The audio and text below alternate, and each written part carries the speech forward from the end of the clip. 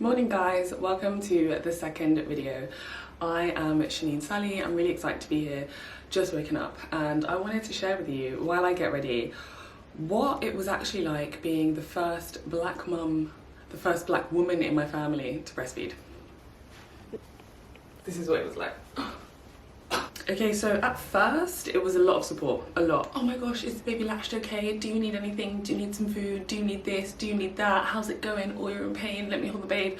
That's what it was like. As I imagine that's what it's like when you are not breastfeeding. You just kind of just had a new baby, you're a first time mom, you get so much support. And then around about 2 weeks when it was really, really hard, and I was bleeding and I was crying and I was sleep deprived, everybody was like, why are you doing this to yourself? And I was like, they was like, come on, just use formula. And I was like, no, no formula, no. I used them on the first night and I vowed never again. And then they were like, well, your choice.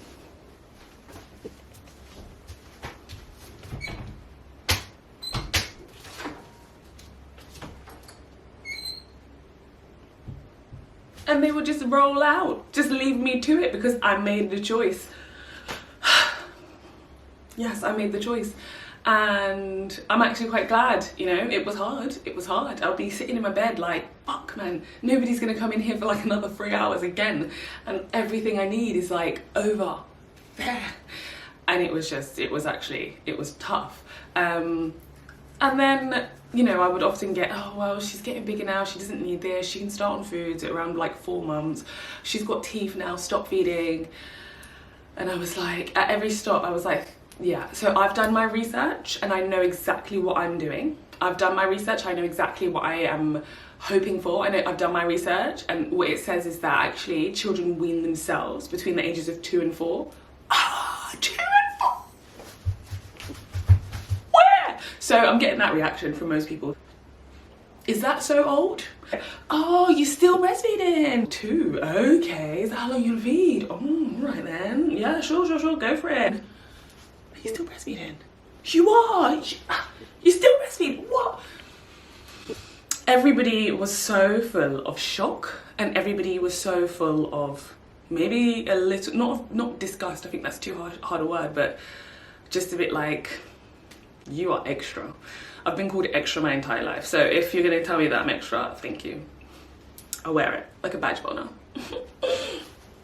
So I had a lot of comments, I had a lot of, why are you doing this to yourself? I had a lot of people kind of walk away and just let me get to it, get on with it.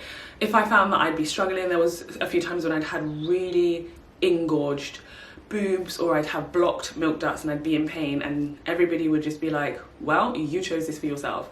And I felt that was not very supportive. I was lucky to have a beautiful community online of women who would support me. So when I did have blocked milk ducts and I was crying to myself, and they'd be like, hey, how are you doing today?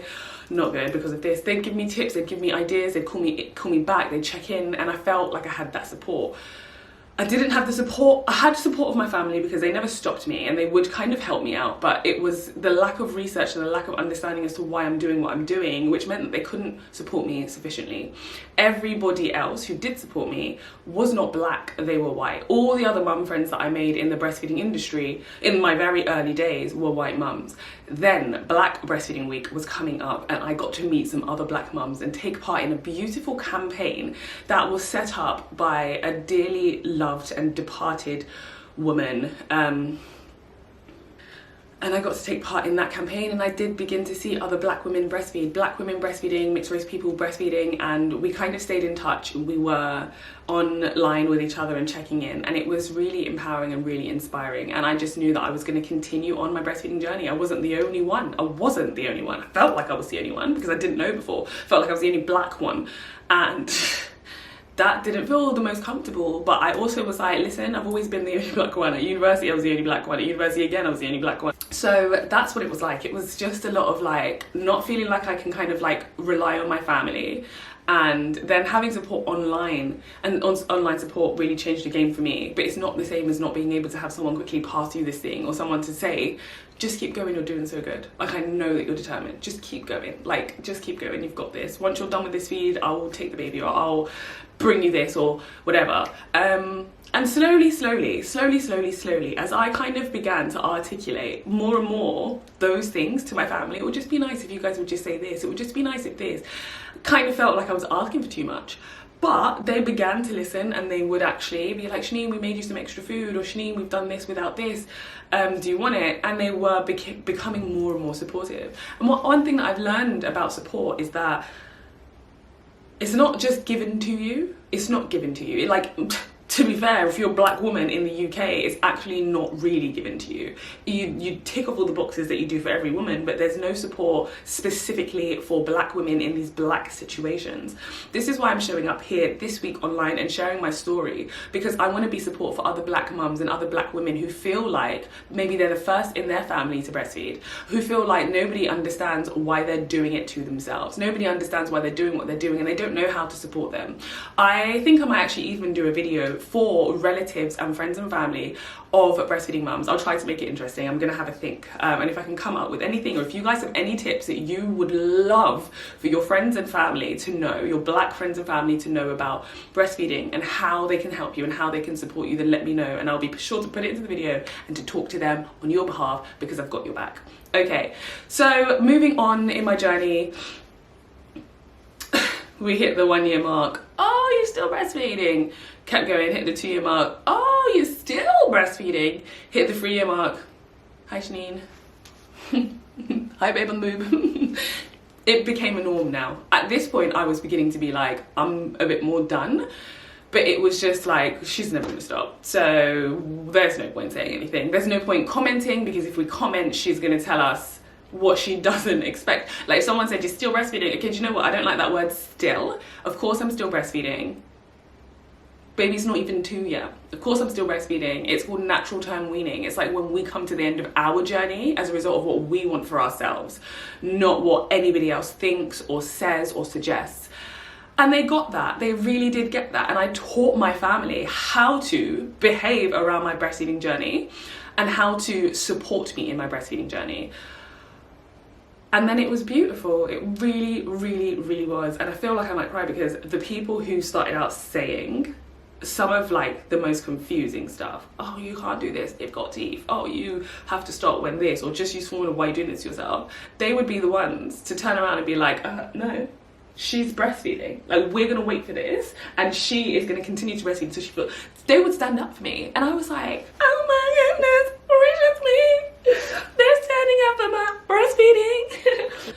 I remember one particular instance when we were out caravanning and camping with a family that we grew up with but hadn't seen for so long, and they were all boys in this family, and I had Jasmine and I was breastfeeding, and so I would be sitting there with them, everyone's all around, and I'm just breastfeeding there, everybody's having a chat, and then one of them stood up and was like, oh shit, she's on a boob, what? I didn't even notice, oh my, but what is that, like, why are you, like, isn't she big? And this guy, he asked me these questions, but he didn't say anything with judgment. He was like, shit, like, I didn't even notice, but also, what is this? He asked me, and I was like, you are the least likely person that I would even consider to be considering this topic of breastfeeding.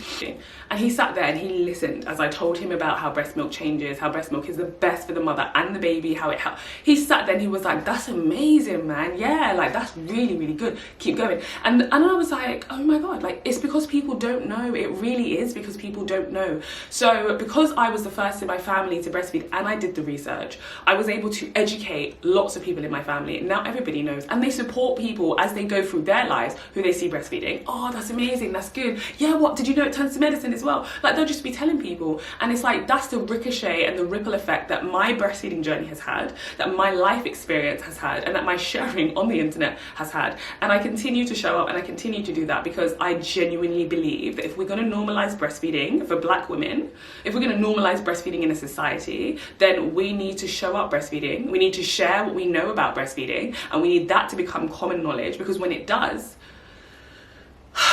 everything changes for the better and everything changes for everyone. So being the first black woman in my family started out being really hard, but now being the first, did I say black woman in my family? Being the first black breastfeeding woman in my family, it started out with its challenges, and those challenges quickly transmuted themselves to really, really positive experiences and a whole life shaped by breastfeeding. Thank you so much for watching. I hope you liked this video. If you like this video, please like this video and let me know in the comments down below what you would love to see in my other breastfeeding videos that I am sharing with you and what parts of my journey you have. I am putting a question box over on my Instagram at Shanine Sally and at Chic and Discreet, and you can go over there and you can type in some questions and I'll be back with answers to those questions tonight, tomorrow, by the end of the week. But as always, I'm sending you so much love and light. Bye.